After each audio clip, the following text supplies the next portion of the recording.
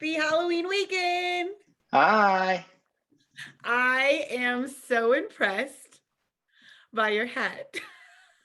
Do you know what I'm dressed as? You are a Olympic, I'm not sure, tell me. I'm dressed as 2-0. Okay, tell us who that is. Anybody who is a soccer fan might recognize that phrase. 2-0 in English is 2-0. And it has become something of a meme to describe the United States soccer team's relationship with the Mexican national soccer team, our greatest rivals. And basically in the most critical games of the last 2 decades, the USA has beat Mexico 2-0. So I decided to get my Mexico hat and my US soccer jersey in honor of 2-0. I love it. I have to show everyone my full, because everyone was like, I love your shirt. This is more than a shirt, guys. I am a full skeleton. Oh, wow. But still Talia. Wow. And I went on a walk on this morning with my son, and I have a trombone shorty concert tonight. So this is my outfit all day. I wonder how many of the people in attendance are wearing costumes. We're gonna see. So welcome to the Art of Pricing, everyone. Our Friday Halloween edition with the one and only, I'm gonna say Matt Landau, because that's what I prefer to say, and your host, Talia Lockard. So we are so excited to be here with you today. And Matt will tell you that I've kind of threatened his life a little bit if he didn't show up in a costume. So I'm so happy. My threat worked. Not that you needed that, We both just got back from Seaside, Oregon, where we were in a bomb cyclone, if you ever know what that is. It's the equivalent of a Category 2 hurricane. And we had the time of our lives. It was Talia went down on the beach in the middle of the bomb cyclone for reasons I'm still not sure. And I started unpacking my bag yesterday, and there's sand everywhere. But, it was fun. Why not? I'm from Louisiana. I'm not scared of a hurricane. So I was like, why not try being out there in a bomb cyclone? Yeah, it was fun. And the Northwest Vacation Rental Professionals put on a wonderful conference. Those people are problem solvers. They are. It was really a great conference. I can't even write my write-up on it yet, because there's a lot of words that I have. We're missing Andrew McConnell and his famous write-ups. Yeah, right. You know what? I should have a call with Andrew later and just tell him to make a write up out of what my experience. Yeah, and then I'm going to call him and I'm going to ask him if he can make a write up of my experience, but purely using emojis. Yes, only emojis. He's probably, I hope he's sitting there laughing right now at this. So, this is like the first Art of Pricing where we didn't do a huge brainstorm before. Instead, Matt and I took 5 minutes together at a bar we made stayed open in Seaside, Oregon. And we said, what do we want to talk about Friday? So what are we going to talk about today is, can dynamic pricing go wrong? Ooh, spooky subject, isn't it? I think it's really spooky. So spooky, spookiness, like, not to completely derail this, the wind is like so insane. Like, I brought the wind from Seaside to Austin. It sounds spooky everywhere in my house right now. You can hear the wind whistling. It's perfect for Halloween weekend. So I'm gonna, wait, can dynamic pricing go wrong? I mean, 100%. I mean, it definitely can. While, we tools try to get you where we need to go, right? It's still never going to be 100% without a human in it. Let's start with your thoughts on, he goes, Matt, this was a passionate subject you wanted to talk about. Let's start with your thoughts on that. So when you asked if there was anything I wanted to talk about, I did say as a disclaimer, I know very little about dynamic pricing and data tools and revenue management tools. In fact, attending Amy's conference there in Charleston was a big learning experience for me. I never had any idea, A, how many of these tools were coming on the market, and B, how much money they were making for their partners, for basically the same thing that those partners had always been doing and enjoying. So it was like kind of opened my eyes about this new category of technology. But I also started thinking upon leaving there about this as almost like a microcosm of technology in our lives. In a way, there are going to be all these wonderful upsides, but there are some things that we need to talk about when implementing any new tool. And one of the first thing that pops up on my radar when I was running my vacation rental business, we didn't have the luxury of these kinds of tools back then. My form of dynamic pricing was basically manually doing some changes every now and then based on my gut instinct. At least you were making some changes. Yeah, some changes. But it was also a bit of a ethical dilemma I started to realize. If I can charge more, should I charge more? And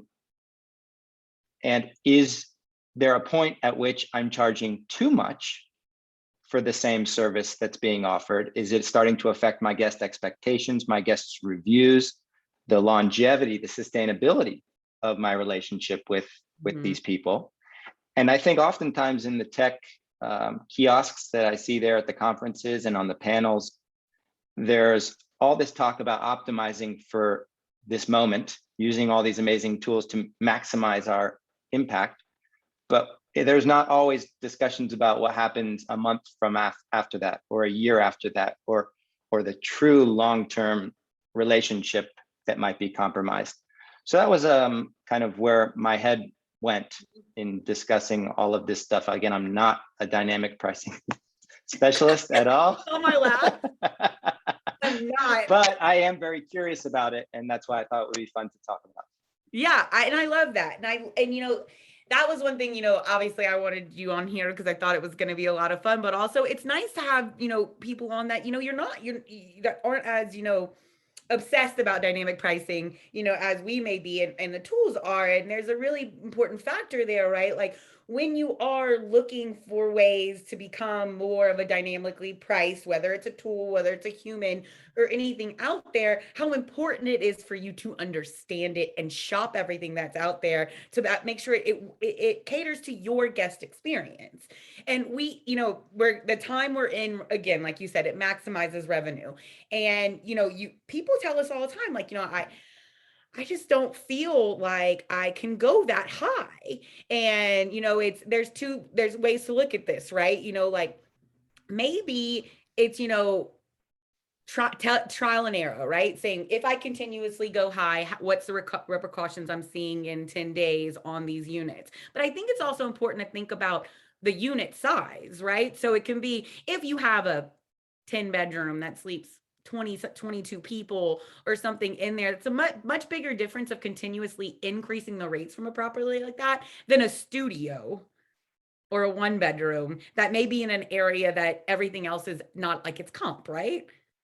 That's a big thing. And, I have talked to people where, our tool, we did put, I think other tools have it too. We have the max rate option in there. And I find it interesting whenever I feel like I start to understand different, markets. And I'm like, well, these markets definitely don't want max rates. Let's say like 30A, Florida, Alabama Panhandle, they can just go as high as they want. But then there's other mountain markets that they're that like that may not be like, say, Nashville or Gatlinburg, but what about the side places like Chattanooga, right? Not as many people are going there. So are you affecting the same customers that are always going there by putting the rates higher? And I do think it comes around a lot of education that's in there. And yes, Christina, I did say Chattanooga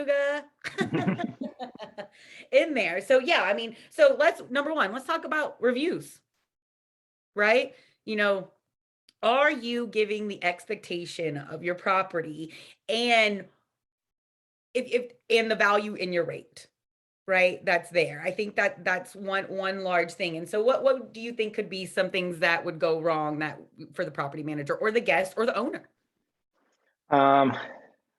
I think the first thing that could go wrong is not improving the experience proportional to the increased rate. So if the market permits you to rent what's on average $150 a night apartment for $1,000, the guests are now coming in with different expectations. But if it's the exact same thing that they were maybe previously getting at a 150, or that on average they'd expect at 150, there's a huge expectation gap, and chances are they're going to say this place is way overpriced based on the last time I stayed there. I think there are ways to combat that. I've seen some really innovative experiments to increase the experience of the stay with the price, because commanding the top price in any given market is a great feat to have achieved. But on the review front, I've definitely, and I think a lot of our colleagues have started observing reviews dropping. And yeah, I can't ignore the fact that this period of reviews dropping, our prices have been going up. Yeah, it's kind of that thing, like we need to ask ourselves, we all should be asking ourselves, like, are we getting to the point where we need to maybe be looking at, what is the new normal look like moving forward, right, on demand and everything that's there? Because yeah, we've been in this like crazy insane time since June 2021 for like a lot of markets, and I understand a lot of urban markets are still going through trouble, but something that we need to look at, and that's kind of where, right, like the tool, you need a human now. A human needs to go in and kind of see these things, because the human has to respond to these reviews. And I think that's also a very important thing is, I've said this multiple times, a negative review is not a bad review. A review you don't respond to is a bad review. But I want to go back to the ways of the experience, right? So like, if you're going from 150 to 1,000, right? We understand that's a big jump. It's an example, right? In there, I want to talk about some experiences of improvement that you can do. And like some easy ones that I can easily think of right now is, whenever it was $150, did you have a key? Or did you have a keyless entry, right? Like that changes the experience for the guests if they now have a way to get in without having to talk through you or talk through getting one with a key. What's another experience you can think of, Matt? I'm a big fan of allocating more resources towards special touches. So proportionally speaking, if you're now getting $1,000 a night, you have more resources to, I don't know, maybe send over a special gift or have some cookies freshly baked, or that's really even just experience, right? Like if you could know why we have reservation teams, right? And if you have the capacity to do so, or in emails, like why, even asking them, what are you coming on this trip for, right? Is it an anniversary? some flowers and an anniversary card. Is it a birthday? Is it the first family get together they've had since COVID? Is it their first Yeah. vacation? Like Yeah. something that's going to make this an even memorable experience, that where you're putting your value is going directly correlated with your experience. Yeah, but that is a very delicate space because the higher you get, the harder it gets, and people are increasingly demanding. So I just would like to present the counter argument that maybe sometimes it's not always best to get the absolute top nightly rate in your market. Maybe somebody like Christina, for instance, she knows her business far better than anybody else. Yeah. And she might know for a fact that she's got an upper boundary, a ceiling of $500 on that particular property that she does not want to go past. And that's a decision that she makes. And like you mentioned, your ceilings, I think that's a fantastic idea. There's a certain beauty in not constantly trying to maximize your profit and instead providing really great balance to your team and your guests. That is also a homeowner thing, by the way. I think if homeowners all of a sudden, like,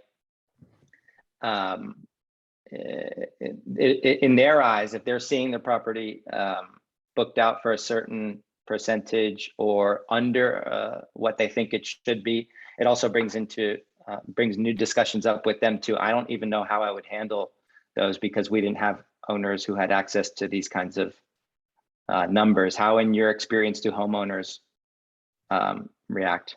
So I think we are getting owners like, oh man, there's no way. Like what I'm seeing more often is, right, so whenever I talk to property managers who own homes, because I don't talk to owners as much anymore, but when I talk to property managers who own their homes, most property managers I know do own some of them or all of them, and they're the ones that are like, we cannot, like, there's no way this property is going to go at this rate. It's not in there. And so I always suggest a trial and error, but using the max rate function. Like, if you're putting let's, instead of going all the way up, let's maybe take it a percentage down, put your max rate in there and see how people are reacting to it, right? And then if you feel like you can go a little higher, do it, but don't feel like it has to be an all or none. Like there's a very minimal ground that you can be in, and really simple in a lot of the tools, and especially our tool, where you can make those changes to kind of decide, where do I want this property to sit in the market compared to the other ones? Yeah. That's an interesting thing. But then also let's think of the counter argument to that one, right? Like there are the real estate boom right now, with people selling their houses and their vacation rentals, and we have real estate people who are selling vacation rentals based on what these properties have made in the last year. So the vice versa, right? If all the property managers start getting the negative reviews, and we have new owners that are coming into the space and they're expecting this amount of revenue, and which is probably going to go a little bit down, maybe not to where we were before, but probably going to go down. How do you handle those owner expectations? And that's a whole other thing. And I think that's a big thing with knowing that, and I know a lot of property managers are also real estate people, but making sure we're giving them like those accurate projections and expectations from the beginning. And also knowing, right, like it's okay to make sure if that owner is not okay with the thought process that you're going through, maybe they're not the right owner for you. And I think that's a good time for us to think of making sure that your business is stacked up to how you can handle it. But I'd be interested to know from the audience. So I'm going to ask Christina real quick. Are you dressed up, Christina? She's always dressed up. She's like, now she's like wearing pants anyway. Because I'd love to hear your thing. Can we upgrade you to a panelist and hear your thought on this? She's gonna kill me. We'll talk until in 5. Okay, we'll put her on in 5. But yeah, I mean, I'd love to hear some property managers who may have some insight. So if you're on the actual Zoom call and not the LinkedIn call and want to add to the chat that you're dressed up, you don't have to be dressed up. I guess you're a property manager. We'll add you in with this too, because we are at 9, 11, 19. We said people are dressed up. We could add them in. They're in there. But it's that's that approach where your business better than anyone else. So how are you going? How do you handle these things? What are we hearing on it? Are you seeing, like, I'd love to see some data, which I bet I could find some data on review scores now versus a year ago. Wouldn't that be really cool for us to be able to see? Like, are they actually dropping, or is this what we're feeling is happening? And obviously per location too. Another thing I'll point out, Talia, as a moment in which I think it could go wrong is that these tools are asking us to trust in them and to trust in the data. That's what everybody always says, trust in the data. And that's great because now everybody can access this data. So the industry has changed a great deal in that sense. That data is no longer your proprietary information. It's now more or less available to anybody. But you're asking us kind of to blindly, or at least with a human element, take the data for what it's worth and trust in it. But what happens when the data is not necessarily accurate of what I'm looking to achieve or what I'm offering?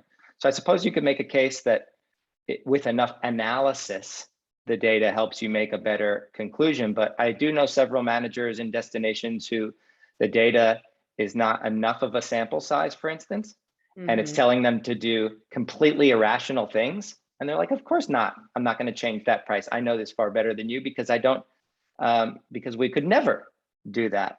So Right. maybe that gets better over time. But I think right now in the early days, there's that downside as well. And I think, that's a great point because I mean, with data and revenue management, right, we're still very much in the infancy of that when it comes to vacation rentals. I mean, I remember 5, 6 years ago at ResFest, like seeing Beyond pricing for the first time and me being like, oh my God, this is the best thing. Never knowing that I would actually work for a pricing tool in the future as well. But the data is still new and it's fresh. And I really, I think that there is an element of like you have a tool that's there and the tools are giving you all the data and asking the tools how are they bringing their data, right? Like I can tell for art, we are looking at 10 billion data points a day, knowing what's happening in the market, so we always know what is happening yesterday versus today, right? But again, I'm asking people to trust that. I'm not showing that to them. That's where sometimes it's like if there's some people who don't want to know. They don't want to know the data. That's not what they need to know. They don't have the brain capacity to go there. But there are people that want it. And if you want to know the data, that's where you have to start using other tools like key data, AirDNA, transparent, all those different tools, and knowing what source data like key data, or managing your own units, or like scrape data like AirDNA or transparent can do for you, and how those things are different when you're looking at it. So it's really all about education, right? And I don't know if you remember at my speech at 9 a.m. on the last day was talking about how I really, really, really want everyone, property managers, I want to hear from you. How do I get you more obsessed in revenue management and trusting the data by just looking at that report, right? Because then do you want to pull this yourself? If you want to pull the data yourself, then there's certain areas and avenues that you should be going down other than certain tools. It's not, it's not an all-in-one thing when it comes to revenue management. We try to get as simple and as close as we can, but there's a difference between being able to change 70 units in 3 clicks or change 70 units after looking at 70 reports, right? There's that good and bad, that pros and cons for you, if you And will. I would add that if you were presenting to me and I was still managing my properties, I would say these all sounds great, but I have zero interest in numbers. I hate numbers and I hate data, and I don't have the headspace for it. I think if I was in that position right now, with what I have observed about all these dynamic pricing tools, I would hire somebody to do it exclusively for me. In Right. company, ideally, if I could, because I've seen what the return on that investment has been for other managers, or outsourced to a group like Rented. But I don't have any interest or brain power for that. And I think that reflects a lot of our colleagues. And I agree. And you make a really good point. It's like, I think that people are getting overwhelmed with the data. I didn't want to say data, but it was the only thing that came in my head. Overwhelmed with all the numbers and information that's coming in for them. They're like, I can't do this because I can't look at the data. That's where understanding that we're taking this full circle right now, right? Like we are by all means like saying, it is the machines and the algorithms are not enough, right? Like I mean, they can be enough if you want to look at the data, but if you don't want to, you need to get someone who can look at it for you. And there are, consultants and stuff out there, including us. And what were you going to say? I would agree. And I think there are certain people in our industry who are incredibly gifted, who are doing this all themselves manually, and they crush it. Like, I have an immense amount of respect for them. They don't even like the dynamic pricing tools. No. But most of us are not that gifted. Most of us are not that interested in that particular division. So just to bring that full. And, I've talked to a lot of consultants recently who, like, so revenue management consultants who don't work for rented, but like they're now getting more and more companies. So like before they're like, well, I'm great at this. Like I have 3 companies. I'm great. I have it, I like to have the independence and to be in control of it, where now they're like, oh, maybe I could save some time by using a tool that's easier along with the data to make changes. So it's not always like, hey, maximize my revenue, get on tool, get on art, and I'm just going to make more money. It's like, oh, maybe this will actually save me time rather than changing every single rate in a PMS. Like, I mean, that's something, something to think about. I think it's, it's important. And, a new client of ours, I don't know if she wanted to say her name, so I'm not going to say it yet. She did her research for 3 months to make sure what was going to be the right fit for her. And we loved it so much, like her questions and everything. And I think all the tools she talked with have learned so much from that experience as well. So yeah, that I feel like that was like a preaching moment. Sorry. So we've 3 minutes left in here.